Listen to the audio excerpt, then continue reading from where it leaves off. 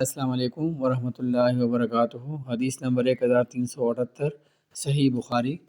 رسول اللہ صلی اللہ علیہ وآلہ وسلم کا گزر دو قبروں پر ہوا۔ آپ صلی اللہ علیہ وآلہ وسلم نے فرمایا کہ ان دونوں قبروں کے مردوں پر عذاب ہو رہا ہے، اور یہ بھی نہیں کہ کسی بڑی اہم بات پر ہو رہا ہے۔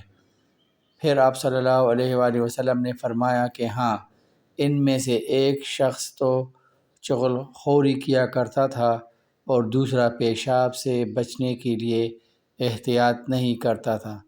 ابن عباس رضی اللہ تعالی عنہما نے بیان کیا کہ پھر آپ صلی اللہ علیہ وآلہ وسلم نے ایک ہری ٹہنی لی اور اس کے دو ٹکڑے کر کے دونوں کی قبروں پر گاڑ دیا، اور فرمایا کہ شاید جب تک یہ خشک نہ ہو ان کا عذاب کم ہو جائے۔